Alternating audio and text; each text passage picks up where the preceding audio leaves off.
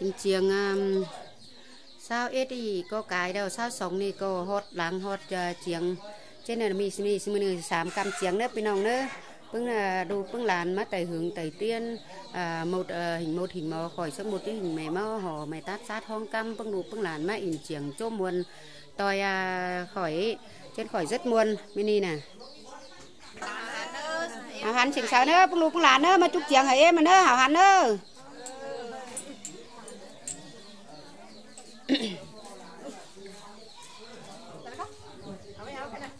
ở đâu hành nữa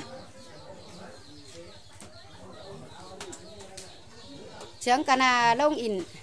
bít bọ con chiếng chiếng cắn đông in nữa pinong nữa bưng đồ bưng làn nữa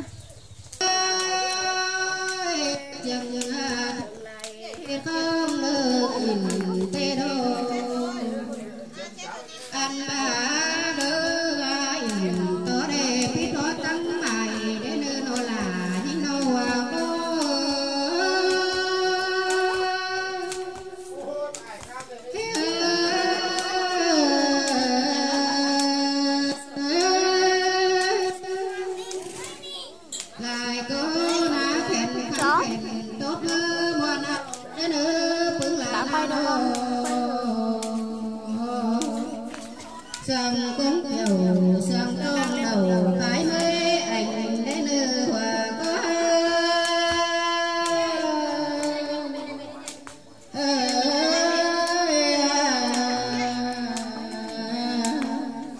ca ba đầu cái đêm nhá phép cùng ơn đến nơi hòa có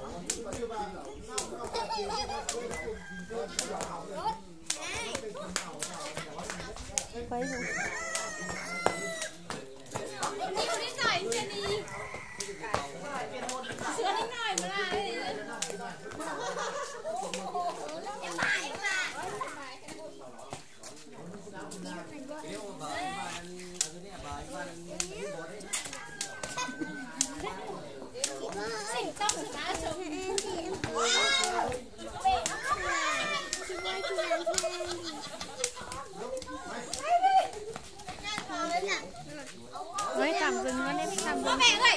hê này coi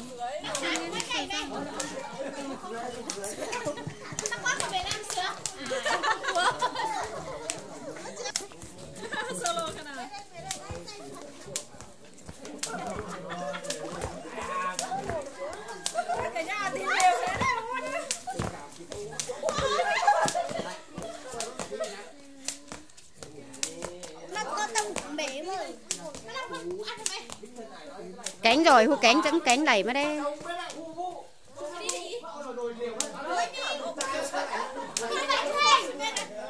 tiền chơi cái tiền anh đi muốn quay mới sao pan lẩu nữa đó cái này nữa như nào hơi mắt quay ở em y con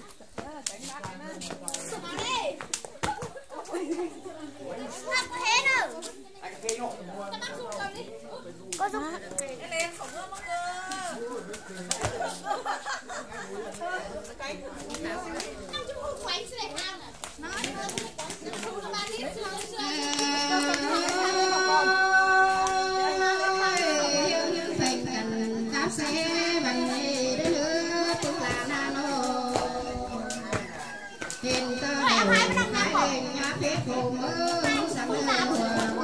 Hãy subscribe cho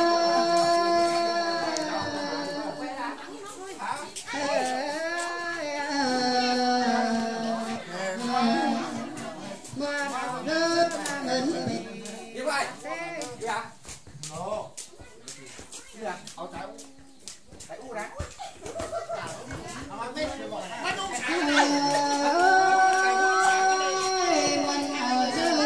bỏ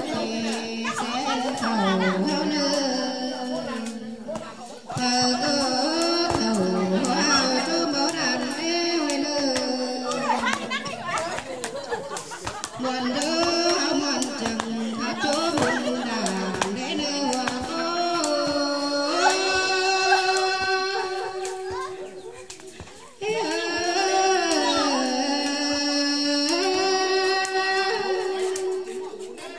kinh cao lại khóa khẩu bị ba đánh là đây nữa nó cha ba có phần nhà hôm qua mưa bà hô đô nô cầm điện thoại cho mẹ. Làm quay em thôi mẹ. Mẹ làm nó hủi nó. Hả? Mẹ qua. Mẹ ơi, nhìn mà. một pip cài pip ba pip sắp mới qua mẹ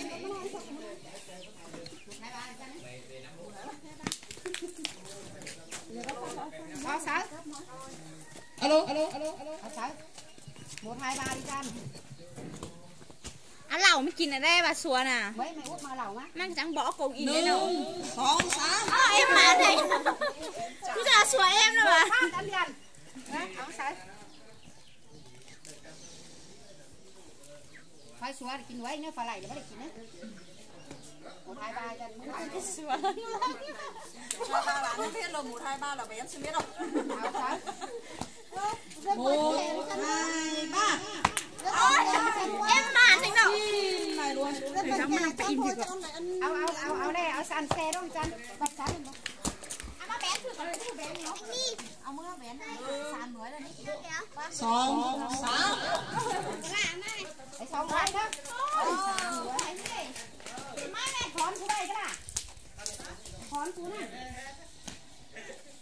anh ấy cứ có anh ấy nó còn tăng này áo nó cây cái chân đi ba quả đi ăn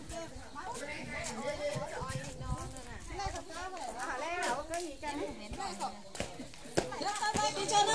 chui nè nó pin á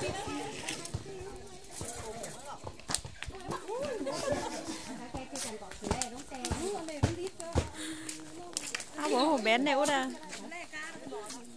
phải bé mấy năm khăn bố hả đây bác bắt đầu phi vào nữa khăn ăn hẳn rồi Cầm cô hết đấy con. cổ thứ xong cổ thứ xong bắt đầu rồi cổ thứ xong không em bên nhà ma cả áo chào hẳn ở đây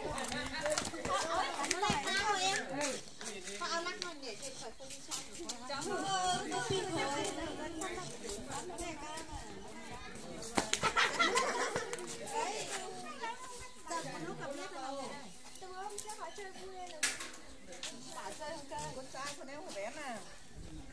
con tụi của tôi ơi mua lời cô MC son nhường hả em ba nhỉ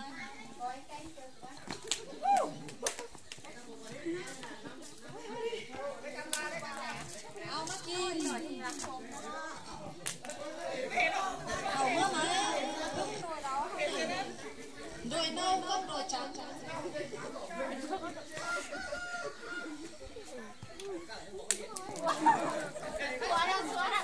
em liền khải ba đôi trắng xúa đôi trắng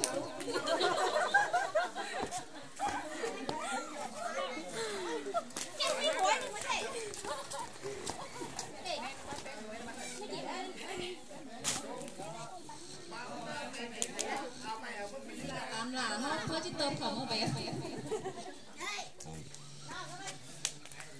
áo mắt kim cố lên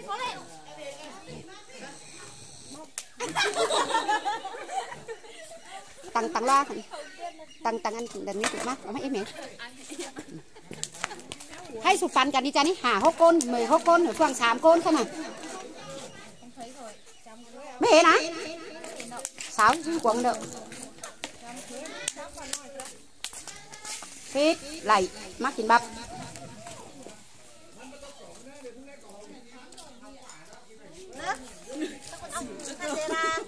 còn gắn nong con ban nó thảo chấm điểm thôi đeo hủ bén mất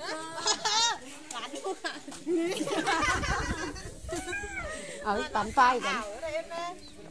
rồi một đeo và phải cho nó khắm đeo đê cái bén đê nè sóc cái đê thì chăn quá đi sao khắm hoa mươn quá 1 2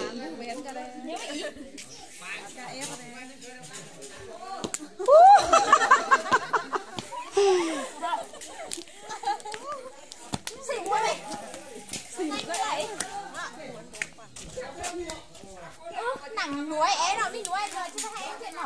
nào má chín bắp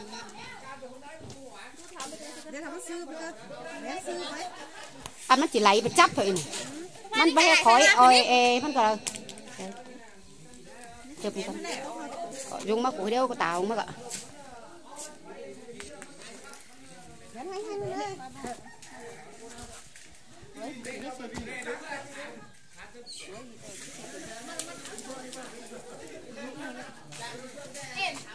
lúc nào là cứ thả cánh ngang đây quan đi mẹ ơi út đi ra út 11 phút ạ Cớ nó lại được quá pha đi bằng dùng để thoải mất kín đi chỉ mắt nào nói rồi chỉ biết phút mà lại được quá có cái bình chính nè máu này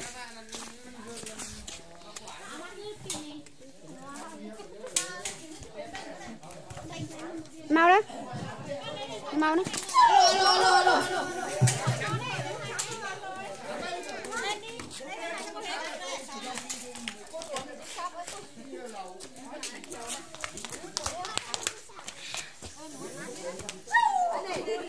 mau đâu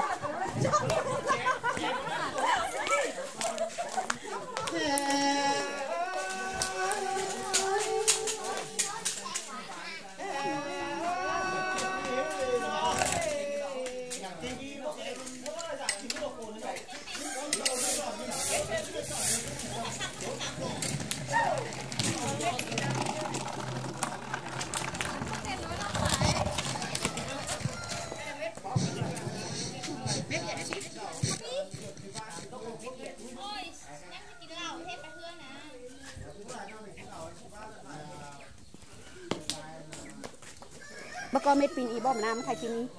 pin mắc này qua đây hả xe là con hương ơi bơi đi lấy túi pin ở giường ấy xuống đi pin ở đi ngang đi sao đó mà sao sẽ ăn làm út khai nhau đấy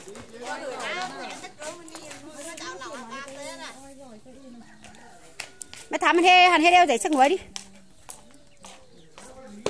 có pin cho đâu pin này đâu ôi chị béo xong chị béo hết tài vào đó Khánh San đi là đây Khánh San đi pháo Ivan có mà nó cái nào có mà năng rồi đi trang mày cái này đồng đội xưa nè thế là có ai nè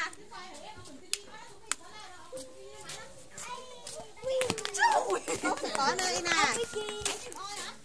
chị nha chị ơi chị năm mới vẻ nha ôi đâu theo thắm đeo kín quế cả chân bác con nào là không muốn bể sữa thế ao này á chị đang ở Chiang Mai chơi chơi sáo ở đâu đây này. Lấy móc lấy đi lấy kéo ấy đừng lấy trời uống gì tôi qua say lắm rồi